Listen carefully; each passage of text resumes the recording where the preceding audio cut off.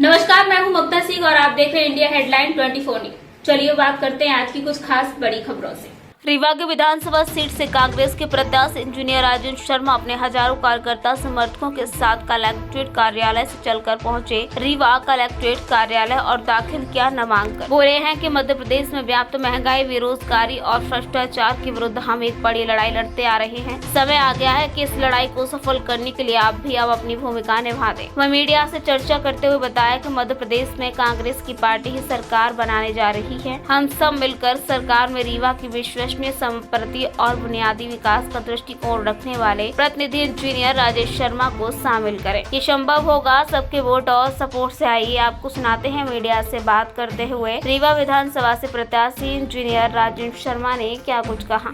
इस सरकार और मध्य प्रदेश में व्याप्त भ्रष्टाचार की सरकार, जो 50% कमीशन की सरकार है, जिसमें जनता ने त्राहिमाम कर दिया है। आज हमारे प्रदेश का नौजवान परेशान है, बेरोजगारी का दंश झेल रहा है और हमारा जब न तो एडमिशन की जितनी परीक्षाएं उनमें घोटाले होते हैं, अगर कोई नौकरी निकलती है उसमें घोटाले होते हैं। भ्रष्टाचार ने हमारे नौजवान को कुंठा के क्षेत्र में ढकेल दिया है और वो नशे की स्थिति में पहुंच रहा है।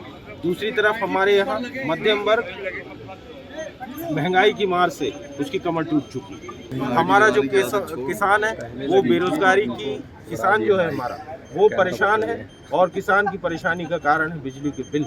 उसके नाम पर गिरफ्तारी, आत्महत्या के लिए मजबूर है। फसलों की ना तो कीमत बढ़ाई गई, ना समर्थन मूल्य बढ़ाया गया, उसके साथ ठगी की गई। इन सब कारणों से मध्य प्रदेश की जनता परिवर्तन चाहती है और कांग्रेस उस परिवर्तन का वाहक बनेगी और मध्य प्रदेश में 3/4 से ज़्यादा सीटों के साथ हम माननीय कमलनाथ जी के नेतृत्व में सरकार बनाएंगे। हमारी इस बार ताकत है हमारा संगठन। हमारी विधानसभाओं के जो प्रत्याशी हैं उनके अलग अलग नाम हैं, कहीं राजेंद्र शर्मा है, कहीं बबीता साकेत है, कहीं सुखेंद्र सिंह जी, पर हमारा एक ही चेहरा हमारे साथ है कमलनाथ जी का और एक ही निशान है हमारा पंजा। जो चुनाव लड़ रहे हैं वो भी प्रत्याशी हैं और जो नहीं लड़ रहे हैं वो भी प्रत्याशी हैं। जीत हर कांग्रेस के कार्यकर्ता की होने वाली है इस बार और जनता कांग्रेस के कार्यकर्ताओं के साथ है। हम परिवर्तन के वाहक हैं, परिवर्तन आके रहेगा। रीवा विधानसभा को लेकर या रीवा जिले को लेकर राजेंद्र शर्मा ने कहा कि देश का सबसे उत्कृष्ट जिला बनाएंगे। यहाँ पर तमाम बड़े ऐसे मुद्दे हैं, जमीन का एक मसला है। देखिए, भारतीय जनता पार्टी की पहले तो मेरे को और आपको और रीवा की जनता को सबसे पहले ये जो शब्दकोश है, डिक्शनरी, ये चेक करना कि किसको विकास बोलते हैं, किसको महानगर बोलते हैं। अब ये नई चीज़ पता लगी, उत्कृष्ट। अभी किसे उत्कृष्ट कहते हैं? वहाँ जहाँ गाड़ी खड़ी करने की जगह ना हो, पार्किंग के लिए स्थान ना हो, जहाँ बच्चों के खेलने के लिए पार्क ना हो, जहाँ सरकारी ज़मीनें कौड़ियों के दाम बेच दी गई, जहाँ सरकारी संस्थान, एजुकेशनल इंस्टीट्यूशंस की ज़मीनों को हड़प लिया गया। 162 एकड़ का इंजीनियरिंग कॉलेज, क्या दुर्गति की, आज 60 एकड़ जमीन बची। अब कल इंजीनियरिंग कॉलेज का डेवलपमेंट होगा तो ज़मीन कम पड़ेगा। आपने विकास के नाम पर ज़मीनें जो सरकारी थी वो तो दे दी बिल्डर्स को, वो तो तुमने बिजनेस कर डाला उसका।